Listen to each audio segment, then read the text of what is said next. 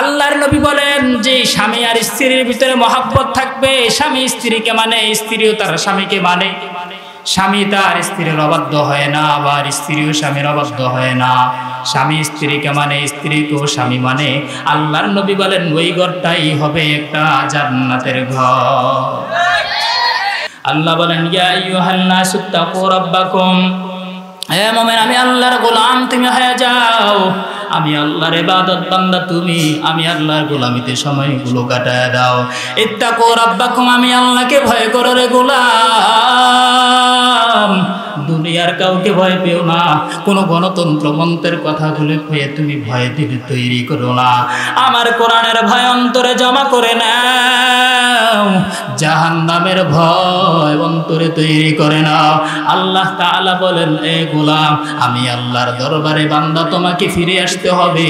আল্লাহ বলেন ইন্না জালজালাতাস সাআতি শাইউন নাযীম, এ ক্ষমতাশীল ওয়ালারা ভালোভাবে শুনিয়া নাও, আমার আল্লাহ বলেন ইন্না জালজালাতাস সাআতি শাইউন নাযীম, যেদিন ইসরাফিল সিংহার ফুৎকার দেওয়া শুরু হয়ে যাবে, ইসরাফিল সিংহা নিয়ে দাঁড়িয়ে আছে, অর্ডার হয়ে যাবে, সিংহা ফুৎকার দেওয়া শুরু করবেন, যখন ফুৎকার শুরু করবেন মানুষগুলোর মাথাগুলো আউট হয়ে যাবে, মানুষের ধ্যান ধারণা ঠিক থাকবে না, মানুষের চোখগুলো উল্টে যাবে,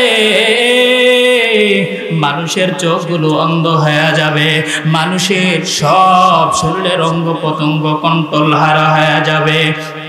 আল্লাহ বলেন এরে বান্দা ওই দিনের জন্য বড় ভয়ঙ্কর, ওই দিনের ভয় করে বান্দা ভালো হয়ে যাও। আল্লাহ বলেন শুধু তাই না, ইয়াওমা তারাউনাহা তাযহালু কুল্লু মুরদিআতিন আম্মা আরদাআত ওয়া তাদাউ কুল্লু যাতি হামলিন হামলাহা। আল্লাহ বলেন এ দুনিয়ার মুমিন ভালোভাবে তোমরা কোরআন পড়ো, আমি আল্লাহ কোরআনে জানায় দিলাম সেদিন কেমন হবে দুনিয়া। আল্লাহ বলেন ইয়াওমা তারাউনাহা, সেদিন বান্দা তোমরা দেখতে পাইবা, তাযহালু কুল্লু মুরদিআতিন আম্মা আরদাআত, মায়ের গর্ভ থেকে, মায়ের কোলে শিশু বাচ্চা আছে দুধ পান করার জন্য, মা দুধ পান করাবে, ওই ইসরাফিলের সিংহার ফুৎকার আওয়াজে মায়ের কোল থেকে দুগ্ধ পান কারনেওয়ালা ওই সন্তান মায়ের কোল থেকে পড়ে যাবে, মা বুঝতে পারবে না।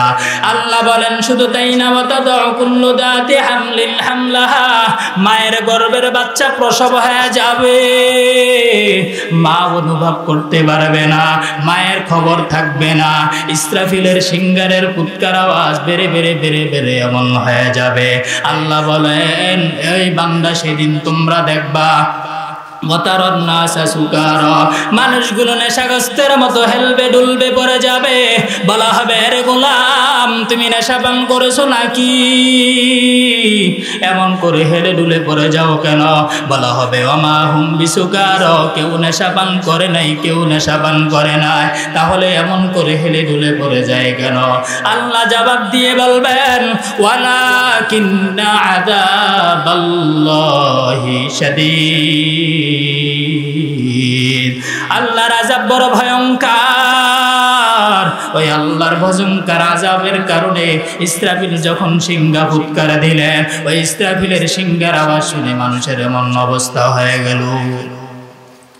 রামপুর এলাকার মুসলমান অনুরোধ জানায় যায় আল্লাহর কোরআনকে বিসর্জন দিবেন না, ঘরের ভিতরে কোরআনটা শুধু তাকের ভিতরে গিলাফে পেঁচায় রাখবেন না।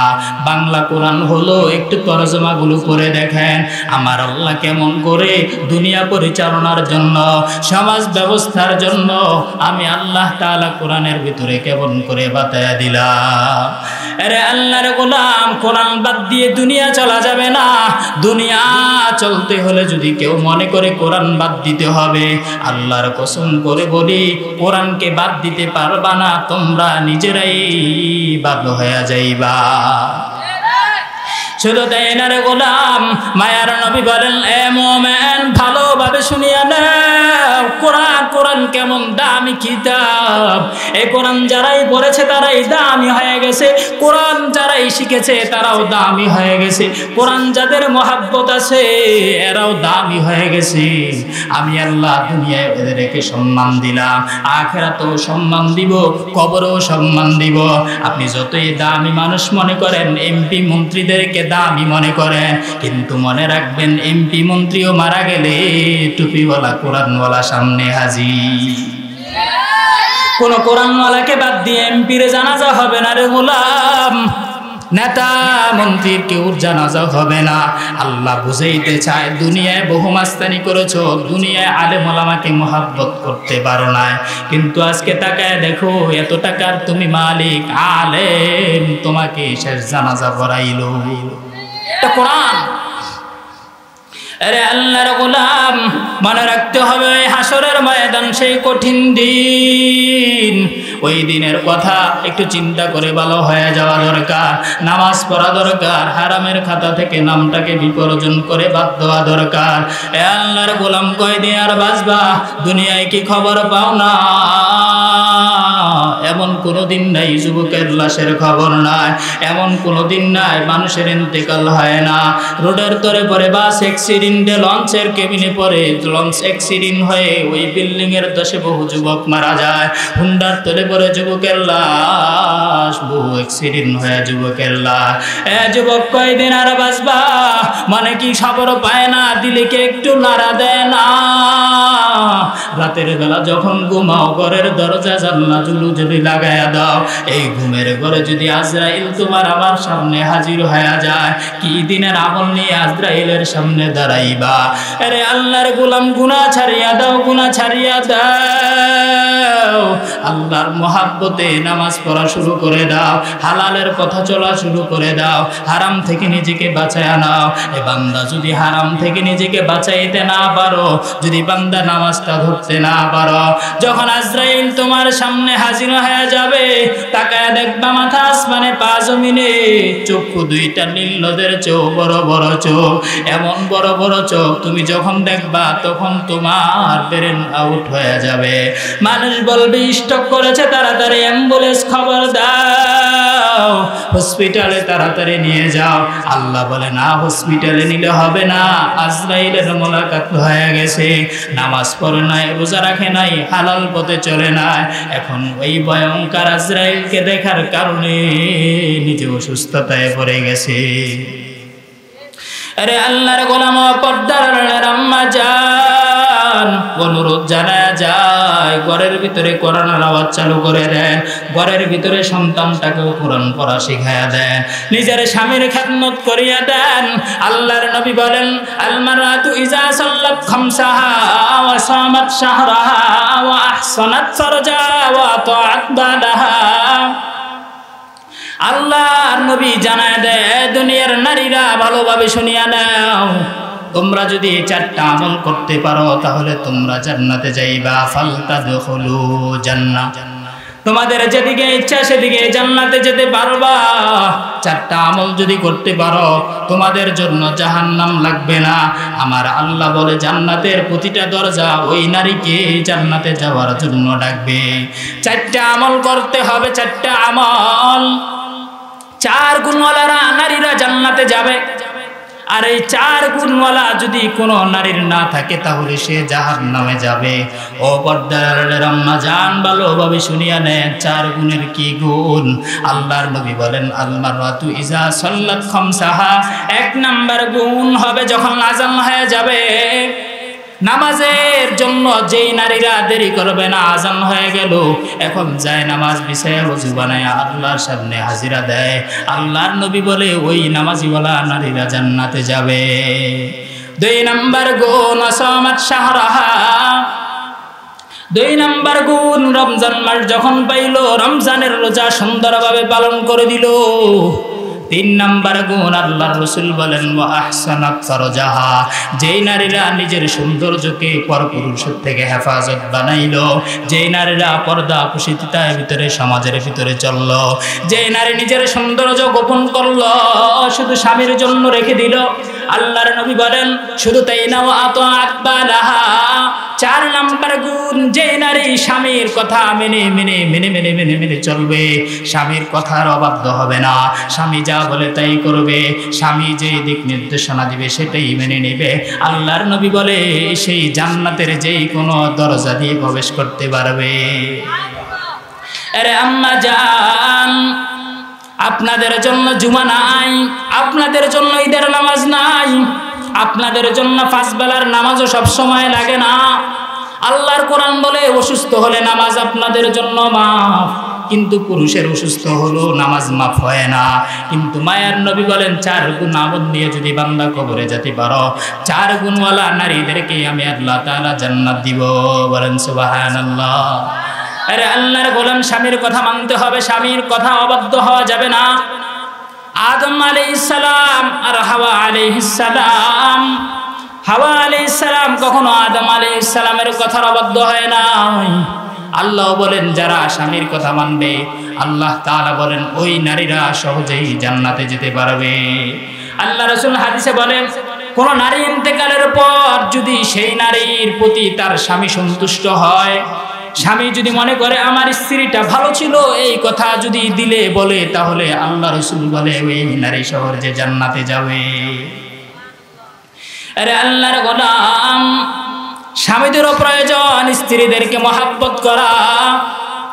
যেই নারী অপরের বাড়ি ছেড়ে, নিজের বাড়ি ছেড়ে অপরের ঘরের দরজায় হাজির হয়ে গেল, যেই নারী নিজের বাবাকে ছেড়ে, নিজের ভাইকে ছেড়ে, নিজের বোনকে ছেড়ে, নিজের আত্মীয় স্বজনকে ছেড়ে স্বামীর ঘরের জন্য জীবন কাটায় দেওয়ার জন্য প্রতিজ্ঞাবদ্ধ হলো, স্বামীদের উচিত ওই সমস্ত নারীদেরকে মহাব্বতে পরিচালনা করা, নারীদের প্রতি আঘাত করা নয়, গরম মেজাজ ভাব দেখায় নয়।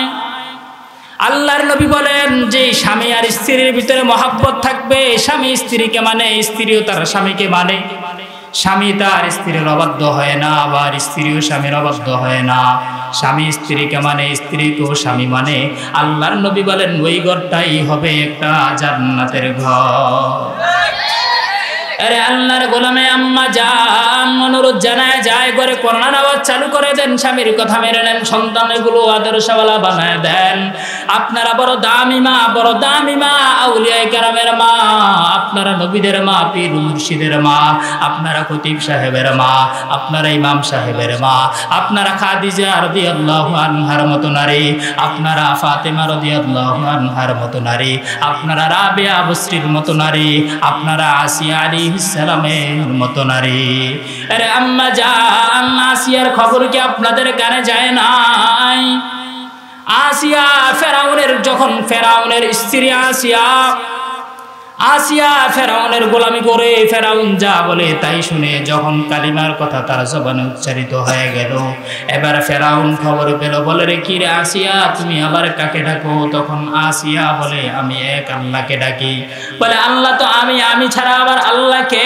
বলে যিনি তোমারে বানাইছে, যিনি আমারও বানাইছে তিনি আমার আল্লাহ, যিনি আসমানে সূর্য দেয় তিনি হবে আমার আল্লাহ। এবার আসিয়াকে ফেরাউন বলে না না, তুমি বাদ দিয়ে দাও, তুমি সাময়িক সময়ের জন্য হলো আমাকে রব হিসাবে মেনে নাও। আসিয়া বলে আমি মেনে নিতে পারবো না। এবার ফেরাউন বলে সাময়িক সময়ের জন্য যদি হয়, মানুষ আমাকে খারাপ জানবে, তুমি আমার ঘরে থেকে আমাকে রব মানো না, আমাকে অল্প সময়ের জন্য যদি হয় আমাকে রব হিসেবে স্বীকার করে নাও, কানে কানে স্বীকার করে নাও, আস্তে আস্তে স্বীকার করে নাও। আসিয়া বলে আমি এমন আল্লাহর গোলাম যে আল্লাহ আস্তে বলল শুনে, আমার আল্লাহ এমন এক আল্লাহ যে আল্লাহ জুড়ে বলল শুনে, কানে কানে বলল শুনে, আমার আল্লাহ মনে মনে বলল শুনে। আমি এমন আল্লাহকে বাদ দিয়ে তোমার ইবাদত করতে পারবো না, আমি তোমাকে মেনে নিতে পারবো না, না না আমি তোমাকে মানতে কখনো পারবো না। ফেরাউনের মাথা গরম হয়ে গেল। এবার আসিয়া আলাইহিস সালামকে হত্যার জন্য রেডি হয়ে গেল। আসিয়া আলাইহিস সালাম এই কথা বলার কারণে ফেরাউন বলে এ জল্লাদ, আসিয়াকে তাড়াতাড়ি জল্লাদ ব্যবস্থা করে দাও, ফাঁসির গাছটি ঝুলিয়ে দাও, মানুষের সামনে তাকে অত্যাচার করে কতল করে দাও। আসিয়াকে যখন বেঁধে দেওয়া হলো, যখন ফাঁসির মঞ্চে নিয়ে যাওয়া হলো, আসিয়াকে আবার জিজ্ঞাসা করে, এখনো সময় আছে, আল্লাহর ইবাদত ছেড়ে দাও, ফেরাউনের ইবাদত শুরু করে দাও। আসিয়া বলে, না, আমার জীবন যাবে, আমি আল্লাহর ইবাদত ছাড়তে পারবো না। এবার ফেরাউন বলে, সাময়িক সময়ের জন্য যদি করো আমি ছেড়ে দিব। আসিয়া বলে, না, ছাড়বো না। এক পর্যায়ে ফেরাউন তাকায় দেখে আসিয়ার মুখে হাসি, চোখে কান্না নাই। আসিয়াকে ডেকে বলে, কিনে আসিয়া, এতক্ষণ তুমি কান্না, এখন কেন হাসতেছ? পাশের মঞ্চ তো কেউ হাসে না। আসিয়া বলে, আমি আল্লাহর মুলাকাত পেয়ে গেছি। আমি আসমানের দিকে তাকায় দেখছি, আসমানের দরজাগুলো আমার জন্য ওপেন হয়ে গেল, আসমানের সবগুলো দরজা আমার জন্য খুলে দেওয়া হলো। আল্লাহ তাআলা আমাকে ঘোষণা দিল, ও আসিয়া, তুমি মরতে দেরি, আমার কাছে জান্নাতে আসতে দেরি হবে না। আরে আম্মা জান, আসিয়ার মতো কষ্ট তো আপনার বিরুদ্ধে হয় না, আপনার পরিবারে হয় না, আপনার সমাজে হয় না। সুমাইয়া রাদিয়াল্লাহু আনহা ইসলাম গ্রহণ করার কারণে হত্যা করে দেওয়া হয়েছে। আরে নবীর উম্মতের দল, ও আম্মা জান, আপনারা তো আসিয়ার মতো, সুমাইয়ার মতো কষ্ট করেন না। আপনি কেন কোরআন পড়তে পারবেন না? কেন স্বামীর কথা মানতে পারবেন না? কেন সন্তানগুলো মানুষ বানাইতে পারবেন না? কেন দিলে প্রতিজ্ঞাবদ্ধ হন না? যেদিন কবরে যাইবেন, কি নিয়ে কবরে যাবেন? এমন একটা সন্তানের মা বাবা হয়ে কবরে যাওয়ার প্রয়োজন। এমন সন্তানের মা বাবা হয়ে কবরে যান যে সন্তান আপনার জানাজানি ইমামতি করবে রে মা। এমন সন্তানের ইবাদত, এমন সন্তানের ইবাদতের জন্য তৈরি হয়ে যান। এমন সন্তান তৈরি করে দেন যে সন্তান আপনার লাশের সামনে দাঁড়ায়া সূরা ইয়াসিনটা পড়বে, আপনার কবরের দাঁড়াইয়া আল্লাহ তাআলার দরবারে দুটো হাত তুলে দোয়া করবে। এমন সন্তানের মা বাবা হয়ে কবরে যান যেই সন্তানের পিছনে মানুষগুলো দোয়ার জন্য হাত তুলে, যেই সন্তানের পিছনে মানুষগুলো নামাজের জন্য দাঁড়ায়, যেই সন্তানের বয়ান শুনে মানুষগুলো নামাজি বলা হয়, যেই সন্তানের বয়ান শুনে মানুষগুলো পর্দাওয়ালা হয়, এমন একটা সন্তানের মা বাবা হয়ে কবরে যান। আরে আম্মা জান, এমন সন্তানের মা বাবা হয়ে কবরে যায়েন না যে সন্তানের অভ্যাস বড় খারাপ, যে সন্তান নামাজ পড়ে না, যে সন্তান পর্দা জানে না, যে সন্তান হালাল খেতে জানে না, যে সন্তান কোরআন পড়তে জানে না, যে সন্তানের অভ্যাস বড় খারাপ, মানুষ তার জন্য মৃত্যু কামনা করে, মানুষ তার জন্য বদদুয়া দেয়, এমন সন্তানের অভিশপ্ত নিয়ে কবরে নিয়ে জিন্দিগিতে কাটায়েন না রে আম্মা জান। ও যুবক ভাইরা, তোমাদেরকেও পায়ে হাত রেখে বলে যায়, বারবার বলেন শুনো, বয়ানের সারা দেশে কত যাওয়ায় বয়ান চলে, ওলামায়ে আহলে হক বারবার পায়ে হাত দিয়ে বোঝায়, এরে আল্লাহর গোলাম, তোমাদের সাথে ওলামায়ে কেরামের শত্রুতামি নাই। ওলামায়ে কেরাম কঠিন কঠিন ভাষায় কথা বলে একমাত্র কারণ তোমাদেরকে নামাজি বানাতে চায়। আল্লাহ রাসূলের সাহাবী যুবক ইসলামের জন্য জীবন দিয়ে দিল, বয়স অল্প ছিল। আল্লাহ রসুলকে বলে, ও আল্লাহ রসুল, আমাকে কি যুদ্ধে নেওয়া যায় না? আল্লাহ রসুল বলে, তুমি ছোট। আল্লাহ রসুল বলে, ছোট হলে কি হবে, আমাকে যেই কাজে লাগানো যায় সেই কাজে নিয়ে যা। যুবক আল্লাহর গোলাম, নামাজ ছাড়িয়েন না, হারামের খাতায় নাম লেখায়েন না, তাস খেলিয়েন না, জুয়া খেলিয়েন না, হারাম মদ পান করিয়েন না। অনুরোধ জানায় যায়, যেদিন আজরাইল হাজির হয়ে যাবে সেদিন আপনার উপায় কি হবে একটু হিসাব করার প্রয়োজন। ওই জাহান্নামের কঠিন আওয়াজ, যেই আওয়াজের কারণে মানুষগুলো এমন হয়ে যাবে, মানুষগুলো যখন মৃত্যু মুখে ধাবিত হয়ে যাবে, আল্লাহ তাআলা বিচারালয় আদালত যখন শুরু করে দিবেন, আল্লাহ তাআলা বলেন এই জমিনটা হবে হাসরের মাঠ, আর আল্লাহর বিচারালয় আদালত হবে সিরিয়ার জমিন। বাইতুল মাকদিস যেখানে উপস্থিত সেখানে আল্লাহর বিচারালয় আদালত হবে। আল্লাহ তাআলা বিচারালয় আদালত শুরু করার আগে রাহমাতুল লিল আলামিনকে তার পাশে বসাইবেন, কারণ বাবা রাগ করেছে সন্তানের প্রতি, এখন সন্তানের প্রতি গরম দেখায়, সন্তানকে মারার জন্য বেত হাতে নেয়। স্বামী যখন গরম দেখায়, স্ত্রী এসে বলে আমার সন্তানকে মারা যাবে না, স্ত্রী এসে তাকে বাঁচায়া দেয়, স্ত্রী তাকে তার বাবার শাসন থেকে রক্ষা করে। হাসরের ময়দানে যখন আমার আল্লাহর কঠিন আযাবের ভয় যখন হবে, আল্লাহ যখন কঠিন বিচার আদালত শুরু করে দিবেন, তখন আমার মায়ার নবী আপনার আর আমাকে আল্লাহর সেই কঠিন আযাব থেকে বিচারের জন্য সুপারিশ করে জান্নাতের পথে চলার জন্য আহ্বান করবে। এটা আমার নবী। কেমন নবী? জনাবে আরবি সাল্লাল্লাহু আলাইহি ওয়াসাল্লাম উম্মতের জন্য কি না করেছেন, কি করতে পারে নাই, আমরা কি করেছি, কি করতে পারছি? আমরা রসুলের নামে আমরা করি একটু এসকো দেখাই, জিরাফি দিলে বসি, নাইলে বসি না। হ্যাঁ হুজুর মিলাদ করেন না, আমি তো পড়তে তো রাজি। কই কিভাবে? আমি তো জিরাফি সারা পড়বি, হুজুর তাহলে তো বইতে হবে। তো এটা রসুলের মহাব্বত হয়েছে, হয়েছে কথা কয় না, সবাই বলেন এটা রসুলের মহাব্বত হয়েছে? হয় নাই তো। বিরিয়ানি প্যাকেট দিল হুজুর জামো, না হয় আসমু না, হয় নাই। এটা রসুলের মহাব্বত হয় নাই, এটা ধোকাবাজি হয়েছে আবু লাহাবের মতো, আবু তালেবের মতো। আবু তালেব মহাব্বত করছে রসুলকে, যখন বলছে তুমি কালিমা পড়ো মুসলমান হয়ে যাও, বলে এটা তো সম্ভব না। আমাদের ভিতরে মহাব্বত আছে ইসলামের প্রতি, আলেম ওলামার প্রতি, হুজুরে গরম কইলে মহাব্বত চলে যায়। এই আবু তালেবের মতো, আবু তালেব রসুলকে মহাব্বত করছে, কিন্তু যখন আবু তালেব এর বিরুদ্ধে যখন বয়ান চলে গেছে, ইসলামের কথা যখন বলছে, আবু তালেব তুমি কি পড়ো, কালেমা পড়ো, বলছে না এটা তো সম্ভব না। তো এই কারণে আবু তালেবের মতো মহাব্বত না, বরং আবু বকর, ওমর, উসমান রাদিয়াল্লাহু তাআলা আনহুম আজমাইন, এদের মতো মহাব্বত আমাদের অন্তরে দরকার। কি বলেন? দরকার আছে না নাই? অবশ্যই দরকার আছে। সমাজের ভিতরে মানুষ নামাজি হতে চায় না, মানুষ পর্দাওয়ালা হতে চায় না, মানুষ হালাল খেতে চায় না, মানে ইসলাম মানতে চায় না। কেন? আপনাদের কি মরণের ভয় নাই? আখিরাতের কি চিন্তা নাই? আখিরাতের কবরের চিন্তা কবে আসবে? কবে আসবে? এত বয়ান চলে, এত বয়ান, সারা দেশে এত বয়ান, উলামায়ে কেরামের তো অভাব নাই আলহামদুলিল্লাহ। এত উলামায়ে কেরাম দিনের পর দিন বয়ান করে যাচ্ছে, কিন্তু বলেন, আমি বারবার জুমায় বলি যে কয়জনে জোহর পড়ছেন, কয়জনে আসর পড়বেন, কয়জনে মাগরিব পড়বেন? এটা শুধু শুনে, কয়টা সময় শুধু বইলে যান, শুনতেছি, আমল করার ক্ষেত্রে নাই। আমল করার ক্ষেত্রে আছে। সাবধান, মৃত্যু যখন হবে কালিমা নসিব হবে না। যখন যদি নামাজকে আপনি দামি না বানাতে পারেন, আপনার জবানে যদি কালিমা উচ্চারিত না হয়, আপনার জবানে যদি জিকির উচ্চারিত না হয়, আপনার জবানে যদি আল্লাহ তাআলার নাম, সিফাতি নাম উচ্চারিত না হয়, নবীর দুরূদ ও সালাম উচ্চারিত না হয়, আপনি কি নিয়ে কবরে যাচ্ছেন? আপনি কি নিয়ে কবরে যাচ্ছেন? আপনি কি নিয়ে সাদা কাপড়ের প্যাকেট হয়ে ওই অন্ধকার কবরে আপনি থাকার চেষ্টা করতেছেন, চিন্তা করতেছেন যে আমি মরে গেলেই সারবো, সমস্যা নাই, আমার কোনো সমস্যা নাই। কে বলছে আপনার সমস্যা নাই? উসমান গনি রাদিয়াল্লাহু তাআলা আনহু কবরের চিন্তায় কান্না করতে করতে, চোখের পানি পড়তে পড়তে ওনার উভয় চেহারার ভিতরে এদিক দিয়ে দাগ পড়ে গেছে।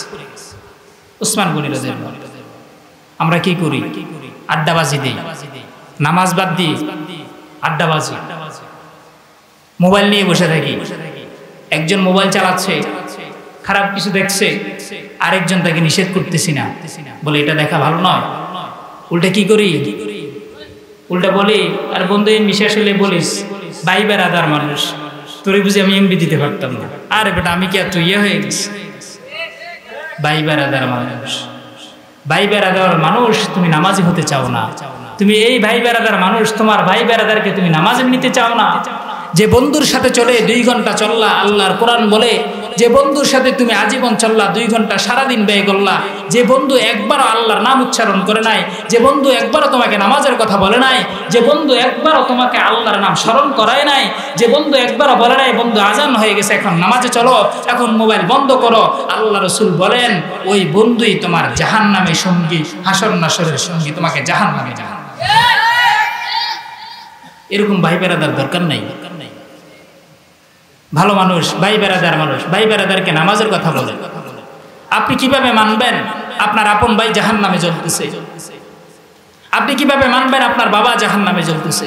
আপনি কিভাবে মানবেন আপনার সন্তান জাহান্নামে জ্বলতেছে? আপনি কিভাবে মানবেন আপনার সামনে, আপনার চোখের সামনে যদি একটা বাহিরের লোক এসে যদি আপনাকে, আপনার সন্তানকে পিটায়, আপনি কি মানবেন?